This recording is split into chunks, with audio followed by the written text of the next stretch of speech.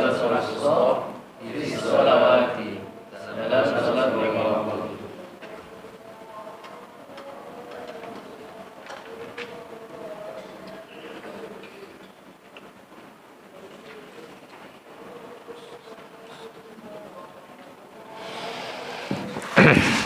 Bismillahirrahmanirrahim. Kita melanjut apa yang disampaikan oleh Sayyidina Umar tentang 6 hal Allah Subhanahu wa taala merahasiakan, menyembunyikan beberapa hal dalam beberapa perkara. Yang kelima, wa katamal mauta fil umri.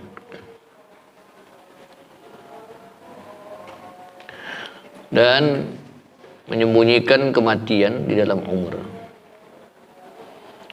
Dan ini jelas sudah bahwa Allah Subhanahu wa taala tidak menyebutkan, tidak memberikan kabar, tidak menyampaikan kepada umat manusia kapan dia mati. Ini rahasia Allah. Agar apa? Agar kita mawas diri. Jadi persiapan kematian itu, dan tidak pandang bulu. Sak kecil tua muda lah, nang betino laju galo. Jangan mentang-mentang tua lah nak mati, belum tentu. Yang muda bisa duluan mati. Ya. Karena ini rahasia Allah. Tapi diingatkan bahwa kematian ini menjadi peringatan bahwa manusia satu saat akan meninggalkan dunia fana ini, yang dia pasti akan berada dalam satu masa di saat dia nanti akan meraih atau mendapatkan hasil dari amal perbuatan selama hidup di dunia. Bayangkan kalau seandainya mati itu sudah ditetapkan oleh Allah. Misalnya kayak siapa misalnya si Dapi misalnya dijuk tabar pas dia lahir kayak lahirnya tanggal sekian, meninggalnya tanggal sekian, lemak dia kayak be taubat, setahun lagi nak mati baru taubat. Nah, semua itu dirahasiakan Allah Subhanahu wa taala. Allah ingin melihat hamba-hambanya yang benar-benar bertakwa taat kepada Allah Subhanahu wa taala. Sama dengan kemarin kita bahas tentang Lailatul Qadar. Tidak ada yang tahu kapan Lailatul Qadar, meskipun isyarahnya ada. Kematian juga diberikan oleh Allah Subhanahu wa taala, itu ada isyarah juga. Ya.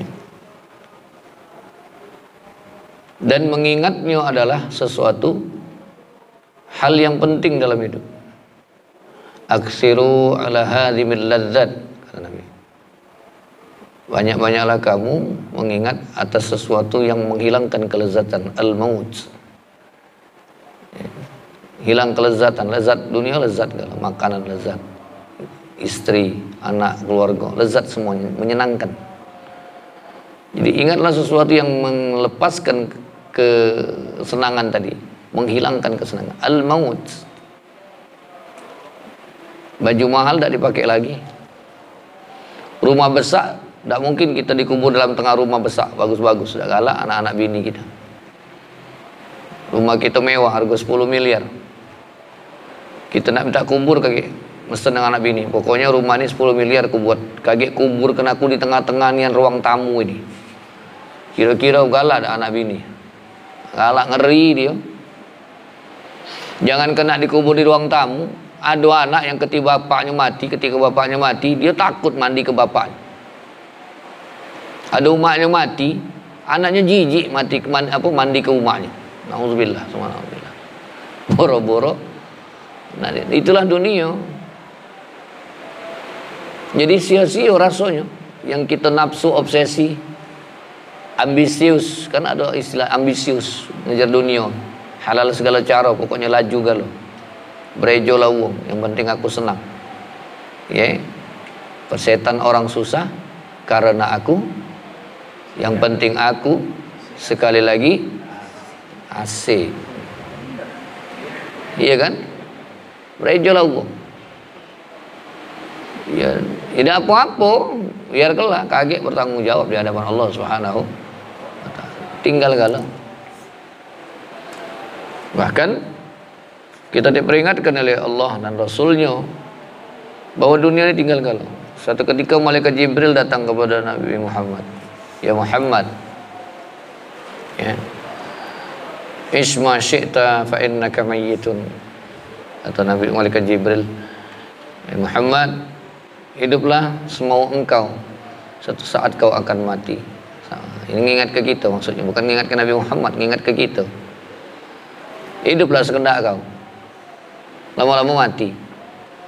Hiduplah sekendak kau, lama-lama tua. Ada nafsu lagi. Dan kamu masih muda nih, masih kuat nafsunya, ambisinya. Malah tua kakek, makanlah lain selera. Malah tua bergoyor, lidah ni lah tak selera lagi makanan yang model-model kamu makan ni.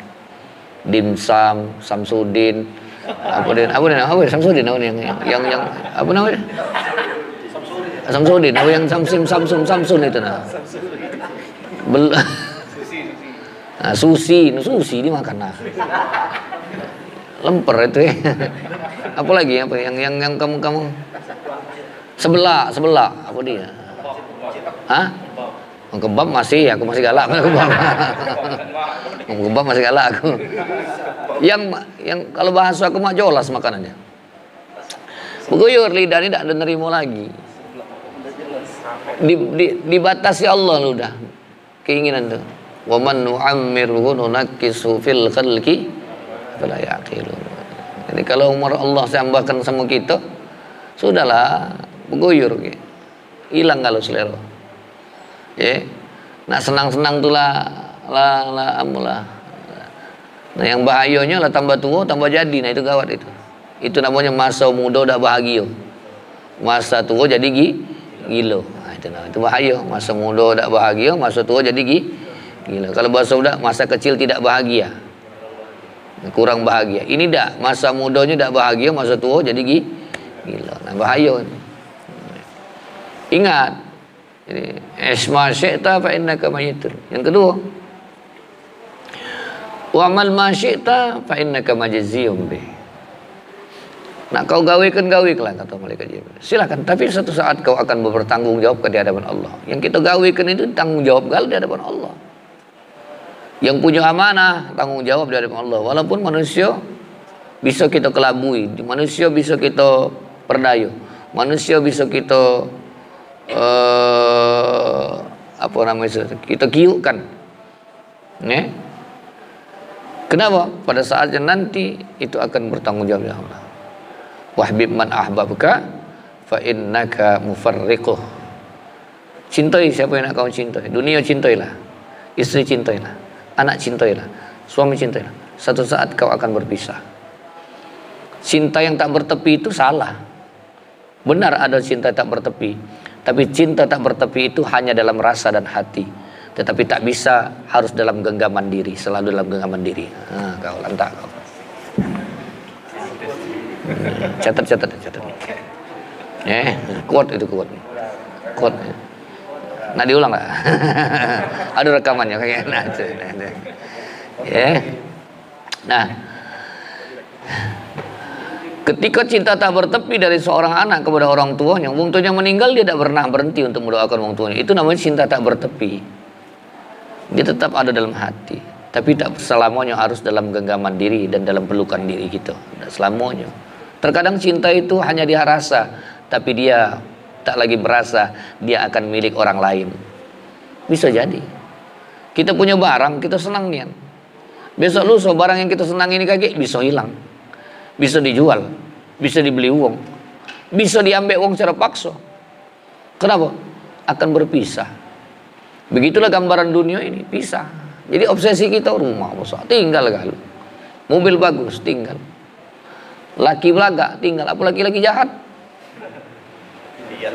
Bini cantik, tinggal. Apalagi bini jahat. Nah, jahat perangi maksudnya itu. Kalau cantik itu relatif ya. Tidak baca ngomong-ngomong. Kamu kaget si Anu ngomong bini aku bolehnya kati-kati jahat PSMA itu. Tidak baca. Kata dia cantik, apa urusan kau ngatur ke dia jahat? Karena mata itu berbeda. Love is blind. Cinta itu buta. Dia tidak akan bisa memandang seseorang dari pandangan mata biasa. zahirnya tak akan mengatakan seorang itu cantik atau tidak, tapi jiwanya mengatakan dialah paling cantik di dunia. Meskipun orang banyak mengatakan tak mungkin dia melihat orang itu paling cantik di dunia. Kalau bahasa wong tu buto mata kau tu nengok di mana letak cantiknya. Begitulah dunia yang kita miliki, maka dirahasiakan Allah. Wa katamal mauta fil umri. Bagaimana dengan orang yang minta doa, Allahumma tawwil umri, ya Allah, panjangkan umurku ya Allah. Iya kan? Padahal umurnya sudah ditetapkan Allah. Ketika di Lauhil Mahfuz tercatat, termasuk lahir kita dan kematian kita dicatat oleh Allah. Apa harus bisa nambah? Oh, itu urusan Allah. Itu rahasia Allah. Panjangnya umur tadi adalah panjang dengan umur, panjang dengan amal. Sesuatu yang sudah kita tinggalkan di dunia akan bisa menjadi aliran pahala ketika kita telah berada dalam alam kubur. Bisa amal jariah, bisa ilmu yang manfaat, bisa hasil dakwah kita, bisa kebaikan kita yang mengalir dan mengajak orang lain kepada kebaikan. Ini menjadi satu simpanan kita di akhirat. Sampai mati pun orang bisa menikmati amal pahalanya. Maka kata ulama, ini diantara makna umur yang panjang. Fazlabni qabla limautik fazikrul insan umrun sani, kata orang Arab.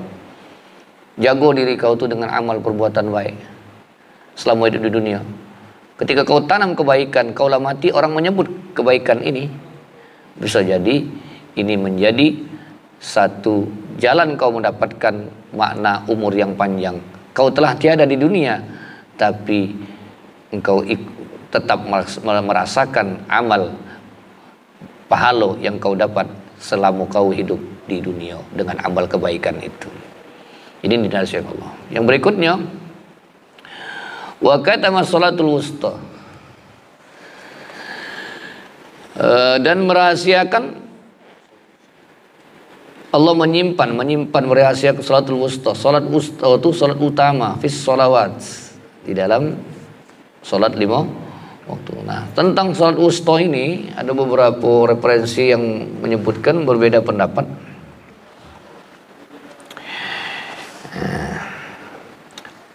Wa amal ayatul khamisah, dalam Bahsul Masail itu di Nahdlatul Ulama pernah dibahas ini. Apa itu salat wusta? Ada ayat yang mengatakan hafizu 'ala sholati was sholatil wusta wa qumu lillahi qanitin, dalam surah Al-Baqarah. Ya. Jagolah atas salatmu dan salat wusta. Nah, salat wusta ini salat yang utama, itu berbeda pendapat.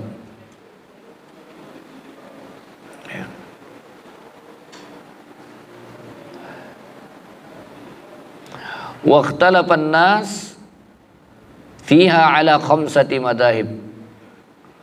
Jadi ada beberapa perbedaan orang-orang dalam pernyataan salat wusta itu yang mana. Salat ini salat yang utama.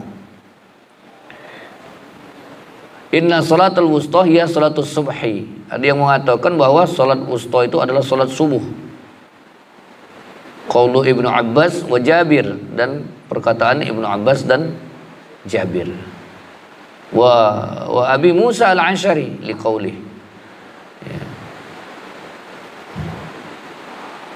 Wa qumu lillahi qanitin, karena ayat tadi lillahi qanitin. Wa anal qunutu fis subhi, dan sungguhnya itu kunut itu adalah di waktu salat subuh. Tapi dalam pendapat lain mengatakan bahwa ada yang mengatakan annaha salatus subhi, yang kedua annaha zuhra, yang ketiga annaha al-asri, yang keempat maghrib, yang kelima adalah isya. Ada beberapa pendapat yang banyak mengatakan salat wusta itu adalah salat asar. Ya, salat di antara orang-orang sedang sibuk antara zuhur dengan maghrib asar. Maka wusta itu dikatakan salat yang utama. Ini dijago.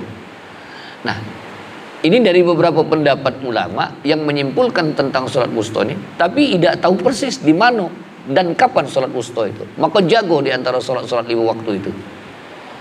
Biar apa? Biar kita jago nian salat-salat ini. Ada yang berpendapat salat subuh, karena salat subuh itu saat turun rahmatnya Allah Subhanahu wa taala.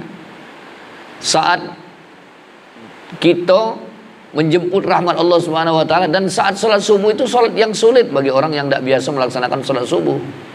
Maka dikatakan salatnya salat wusta, di antara pendapat tadi mengatakan. Salat subuh itu di antara disebutkan salat wusta. Hafizu 'ala sholati was sholati wal wusta wa qumu lillahi qanitin. Itu ayatnya tadi.